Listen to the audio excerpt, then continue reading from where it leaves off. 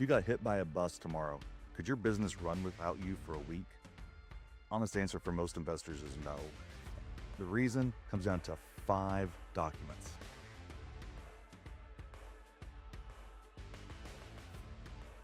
When you have everything in your head, it seems like it makes sense. You have it all right there. It's all in one place. Hey, I can take care of it. If I can pivot here, I can pivot there, do whatever I need to do.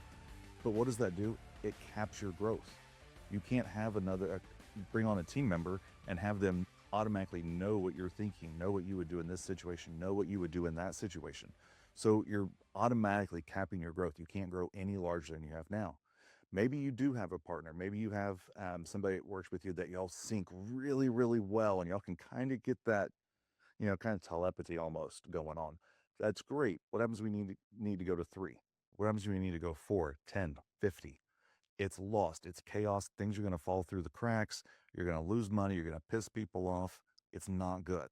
So here are the 5 SOPs that matter the most.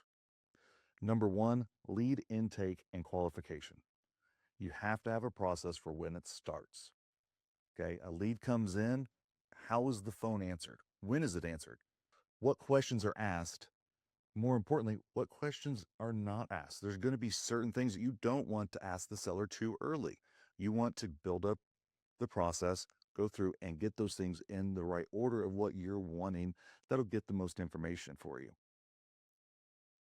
Some of the other things, how does the lead come in? If they entered a web form, how is your team notified and when are they expected to respond to that person? I can talk about this for hours. The faster you get that person on the phone, the more likely that you're going to convert them. If you wait more than just 2, 3, 4, 5 minutes, chances of ever getting that person back on the phone and getting actually in touch with them is gone. They're moved on. They've gone to somebody else's website. They filled out a form. They beat you and it's over. So you have somebody that's answering the phone. They're doing great. They're calling new leads right away, asking the right questions. But what happens if they leave?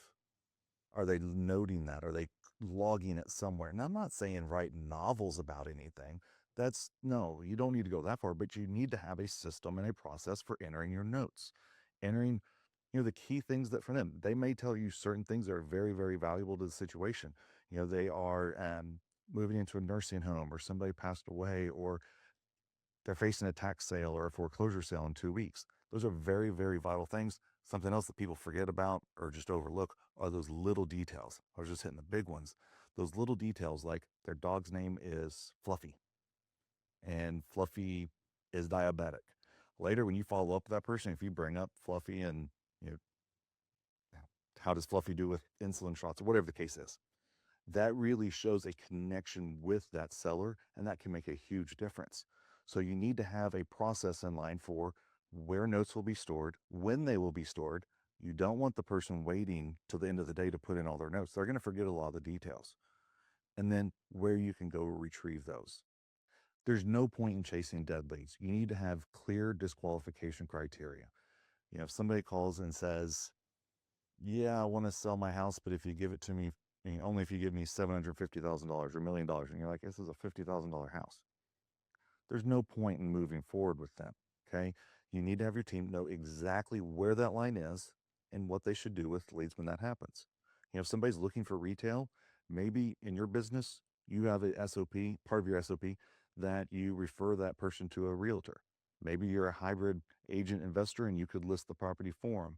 Or maybe you just say, you know what, I don't want my team sloughing off things. I want them to continue to work them. So we're just going to follow up with them in 15 days, 30 days, 6 days, whatever the case is. Have that clearly defined so your team knows exactly what to do. They're not in your head all the time.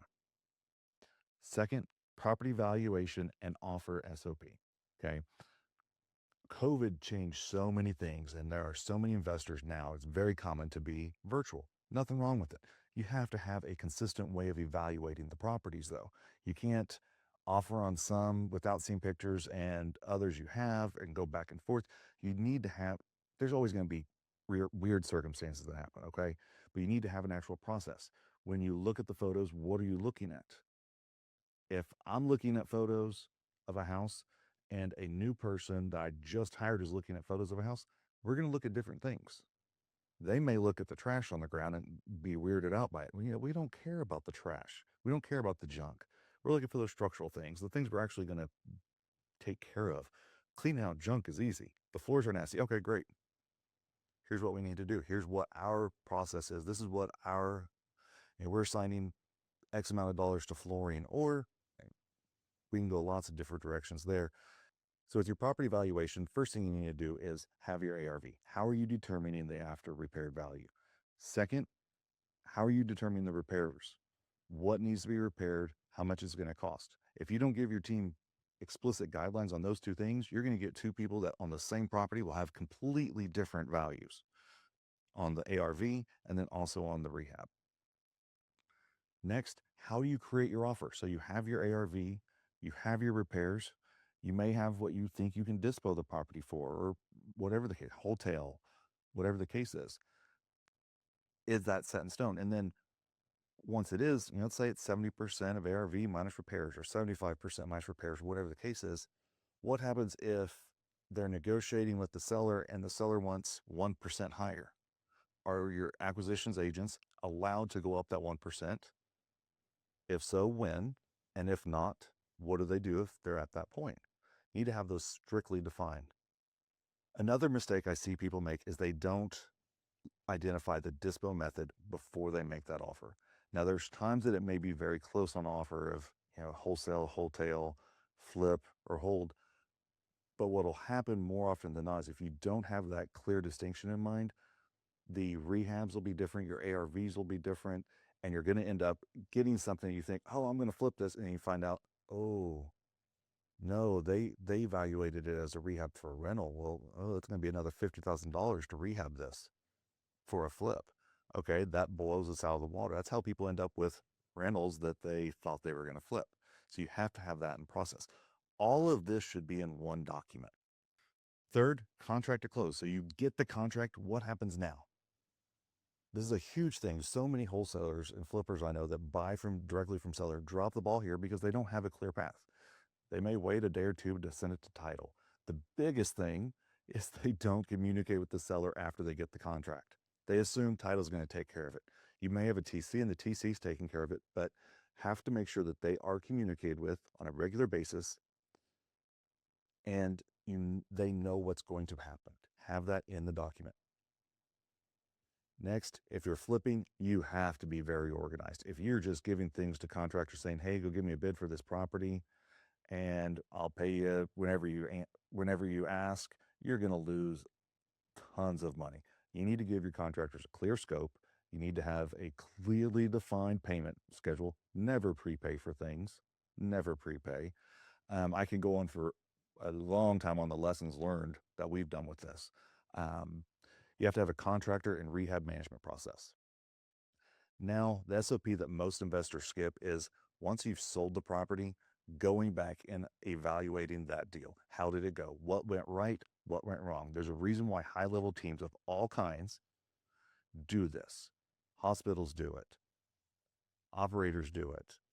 The military does it. So many levels do this because that's how you refine. You get a continuous feedback loop by going back and looking at what went right, what went wrong, what broke. Did you fix it? Or did it end up costing you money? The whole point of this is to turn that chaos that you're able to handle by yourself. You're able to pivot here, you pivot there, go all over the place. Being able to turn that chaos into a repeatable process. That repeatable process, you can have a staff person or people, depends on how big a staff you want. You could have them do these same things as if they were you. They have that same guiding operation, those same understandings of what to do when. Now, what good are SOPs if they're written down, recorded, whatever the case is, and nobody knows where to find them? I know I've been in that situation. I was really proud. I got these cool SOPs in, and nobody knew where to go. I showed them one time. I showed them, but they didn't know where to get them. It wasn't easy. It was somewhere outside where they usually go. If it's going to be in a program that you don't usually use or a website that's all you use it for, okay, make sure you're doing reinforcement with people of this is where the SOPs are. And then when people come and ask you a question, first question should be, what's the SOP say? they haven't looked at the SOP, they need to go back to the SOP, read it, and see what to do from there. With this, you can onboard new hires like 10x faster. You're going to have more, I'd say, luck. It's not really luck. You'll have more success with them because you're setting them up to succeed, not setting them up to fail. If you're listening to this and you've ever felt like deals are slipping through the cracks and somewhere between getting a lead and actually closing it, I want you to check something out. We built a free assessment called the Lead to Close Health Check.